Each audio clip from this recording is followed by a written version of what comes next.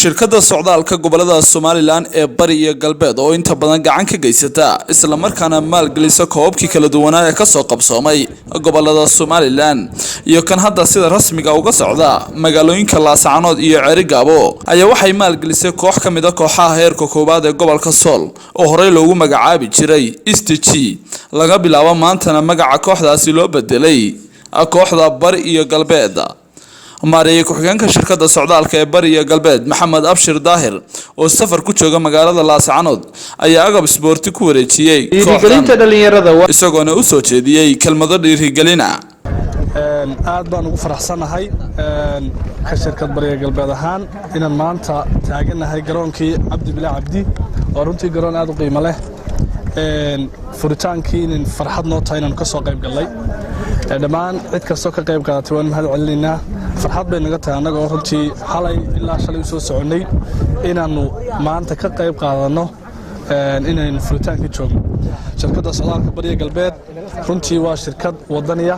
waa shirkaddii ugu horreysay ee laga abuuro Somaliland socdaal runtii ka bilowda waxa ay mar walba u heelan tahay inay ka qayb qaadato runtii arrimaha bulshada oo ay ugu horeyso sportsku shirkadda bariga galbeed waa shirkad runtii bahwadaag la ah sportska koobka runtii ay ka taageertay xiriirka kubadda cagta iyo wasaaradda dhalinyarada iyo ciyaaruhu aad bay u badan yihiin ugu bishaarayna bulshada gobolka Sool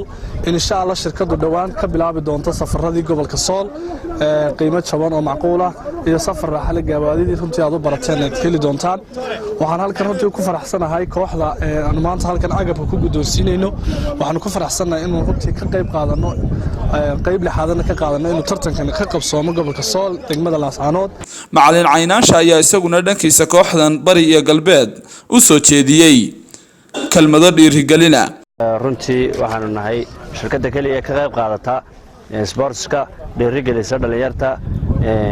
Jamhuuriyadda Somaliland oo aanu runtii jecelahay inaanu mar walba garab taagnaano si hagar la'aan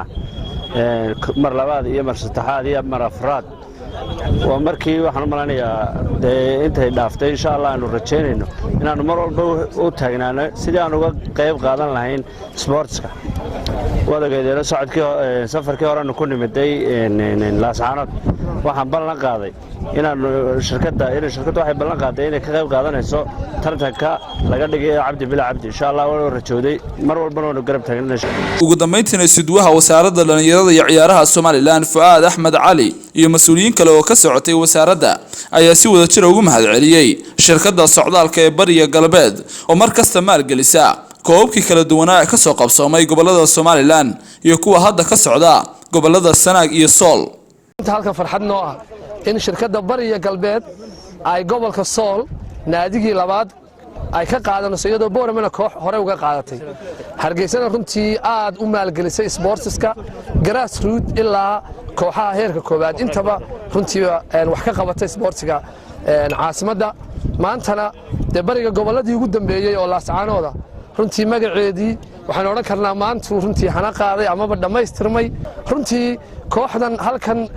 aan maanta agabka ku wareejinayno kaliya maysan maalgelin waxay maalgelisay sidoo kale garoonka Cabdi Bilaa Cabdi waxay runtii naga taageertay hiil iyo hooba in koobkan uu qabsoomo waan u mahadnaqayaa runtii waxaan halkan aan ku wareejinaynaa ka qayb gelayaa anigii istuwaha gobolka naadi heer koowaad oo ku ciyaar doona magaca shirkadda socdaalka ee bariga galbeed waxaan ka marxaati kacaynaa in shirkadaasi ay tahay shirkad aan si dhow noola shaqeysa haddii aan nahay xiriirka kubadda cagta iyo wasaaradda ciyaaraha waa markii saddexaad ee gobol ay ka sameeyaan naadi ku ciyaara magacooga aad iyo aad ayaan u mahadinaynaa aad iyo aad waxaan ugu baraarujinaynaa dhammaanba sharaa'iga kala duwan ee dhalinyarta qayb ay ka yihiin weliba in ay xasuusnaadaan dhammaan shirkadda bariga galbeed oo runtiina gudoonsisay agab aad iyo aad fiican runtii haddii aanu nahay shirkadda bariga galbeed waxaanu aad iyo aad uga mahadnaqaynaa mar koowaad iyo mar labaad aanu nahay dhalinyarada ku ciyaaraysa magaca bariga galbeed in aanu mar walba u taaganahay horumarinta iyo marba u dhiiranaanta koobka waxaan aad iyo aad u mahad celinayaa dhammaan wasaaradda isboortiga oo runtii halkan nagu qabatay koobkii heerka koowaad Libaan Axmed Ciise Libaan Qaran Somni TV Laascaanood